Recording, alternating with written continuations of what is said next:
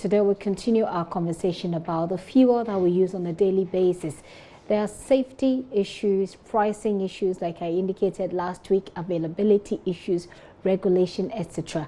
I'm joined in the studio by Tizard Ansah. He's a risk management officer with 15 years experience in health, safety, security, environment and quality management system, quality assurance and quality audits. He's currently the risk management officer for the Association of Oil Marketing Companies, and he functions as continuously determining the potential risk in the downstream petroleum industry.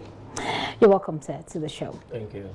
In terms of, we've already started this conversation, so we don't really need so much of background, but in terms of safety, what's the assessment?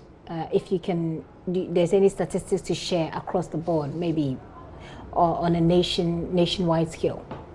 I'd like to start by saying that good afternoon to our listeners and viewers.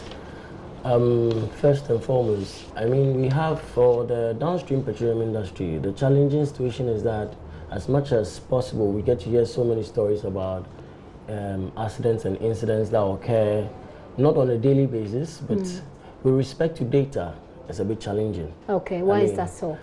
Because you see, truth be told, after the June 3rd disaster, it looks like every slightest thing that happened in somebody's house is them an issue with respect to petroleum.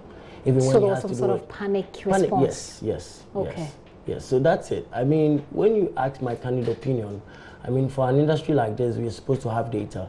Yes, but if I tell you that we have over 3,000 filling stations and refilling plants across the country, and we get up one day and then in a year we have just one incident or an accident occurring, at least we've done so well. Is that so? I'm not saying that we are on the defensive, that we are doing so much that we can, but you see, you and I know that for issues related to health safety, there are potential risks. Let me ask you this question. You wake up every day and then you know whilst you were, from bed, you crawl, walk and then start running. However, on a normal day today, you end up walking with the experience that you've had over the years. But trust me, there are times you fall. It means that there's a situation whereby an accident could occur. What the most important part is for you to mitigate that accident from occurring. So wouldn't you say that in that case, if you're talking about mitigation, you look at the number of people who lost their lives, you look at the extent of damage done, and that's where you can convince yourself or try and accept whether you have done so well or not, because you have 3,000 fuel stations and only one has been involved in such an accident. But even that is not the case with us. That's very true. I mean, when I say that we've done well, I don't mean that we've ignored the fact that we are. I mean, for us as an association of oil marketing companies, the most important part is for us to promote our interest in health, safety, security, environment, and quality. And if I might say, we've gone beyond even what we are supposed to do to even try to push how policies are made so that we can even be able to mitigate these issues from our own perspective. A typical example is last week, for instance, we invited resource persons from APIA to train our LPG marketing companies and then oil marketing companies in safe installation and then use of LPG.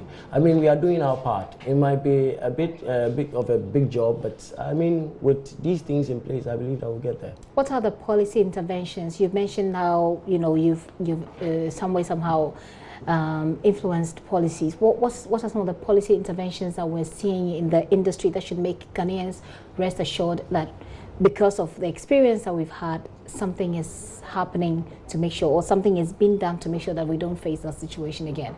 I think that as we speak now, we all know that government is trying to push the agenda of cylinder recirculation model, for instance. It's had its own issues. Yes, I know. But I mean, the fact that that policy has been put out there and the stakeholders are on the table trying to craft it in such a way that will meet the industry that we all want to exist, I believe that alone is good enough. And we've been on the table from the onset to today.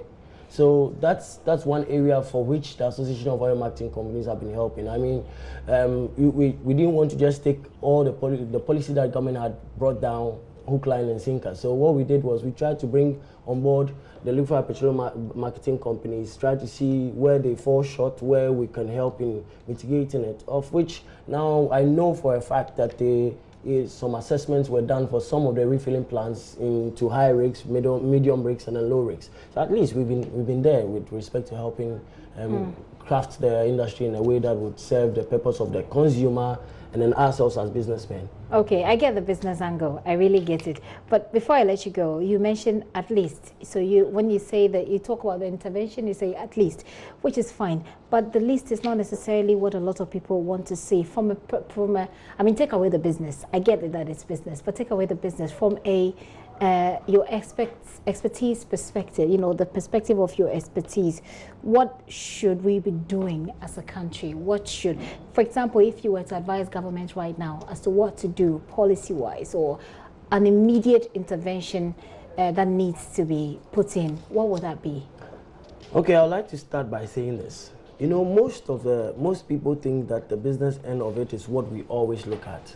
But here's a story where you know that you're working in a refilling plant, or you're working for an oil marketing company through a filling station, and then your nephew, your son, your brother is working there with you. I mean, we don't set up businesses just for them to get up in flames one day. No, of course not. But you see, there are things that we need to curb, which is accidents occurring. And for us, we're trying to put together a system whereby we are going to have independent auditors. I mean, from our perspective, auditing our various oil marketing companies, liquefied petroleum gas marketers. And then what we're actually incorporating is that our standards will be that which will be higher than that of the regulator. What it means is that even before the regulator even goes there to even inspect, we've done the need. Yes. Okay. So that's basically it. I mean, that's basically it. Okay. Well, this is not the first or the last time that we'll be having this conversation. It's a segment we're calling here My Fuel, so we'll certainly be talking about it. Today is Monday. As the week progresses, we'll have some more conversations on this. Tiza, thank you so much for coming. Thank you so much for having me. Tiza Dansa, there is the oil marketing company, the Association of Oil Marketing Companies there, and he's into risk management. He's a risk management officer with them, sharing with us some thoughts about, you know, the safety of that industry nationwide as much as possible. Thanks for coming once again.